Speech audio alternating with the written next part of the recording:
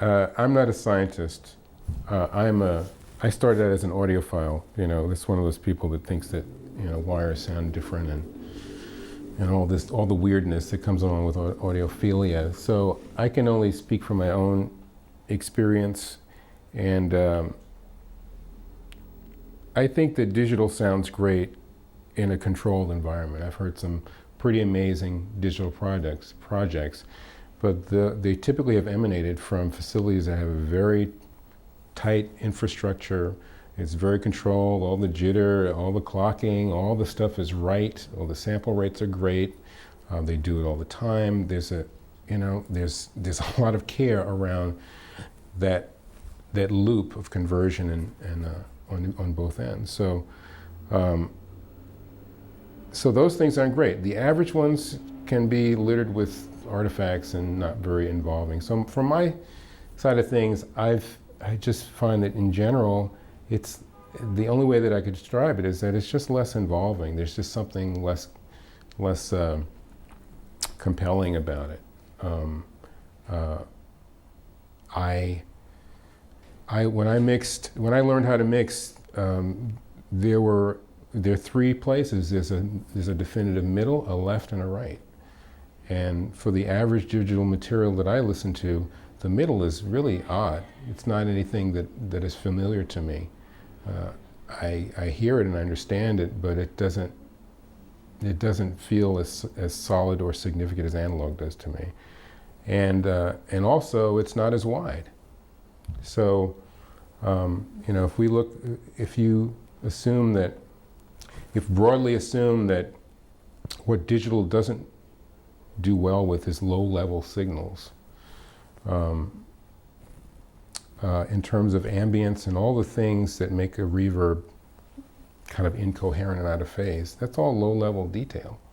So if digital is not handling that or doesn't know how to handle that stuff, then you can hear it in analog. What tends to happen is that the reverb becomes much more localized between the speakers and there's less of this stuff going on.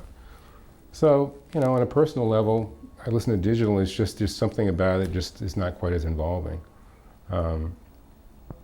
That notwithstanding, I have my favorite recordings that I listen to on CDs and, don't know whether they're analog transfers or digital or whatever. But I'm always seeking those things that seem to appeal on a visceral sense to me, and turn those things in terms of depth and placement and stuff like that. I do listen to an iPod through headphones. I don't plug it into my stereo. That would be totally frustrating. I think an iPod is great. I'd rather be listening to an iPod than a cassette.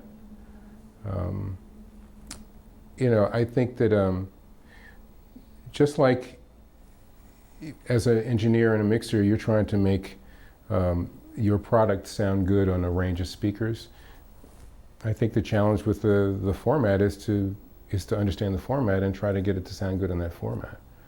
So what I would like to have is a kind of an encode-decode on an iPod or AAC or whatever the coding is, so that you can hear what it's like. I mean, to me, it's the same paradigm that existed years ago when you do something and it come out on vinyl. It's like, there's this distance of time between what you did in the studio and the product, and you had no idea what it was going to sound like, and you had to kind of remember, 6 months ago what you did so you wouldn't do that again or make the modification. I think we're in the same place because there's no way to hear how ultimately this stuff is going to wind up.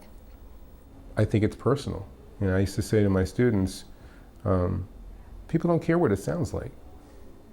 The average audience doesn't care what it sounds like. It's been proven. Pick any record that you think is horrible that was a hit. Well, you know it because it was hit, and his sound had nothing to do with it. People are making an emotional connection with it. And I also tell engineering students, it's like, it's not your record. Something's distorted. You got a problem with something, but everybody says it's okay, well, then it's okay. You got to move on. So you got to pick your battle. So if the artists are listening to that, they want some sort of qualified understanding of what it's going to be like. Ultimately, I don't think it matters. The audience doesn't care.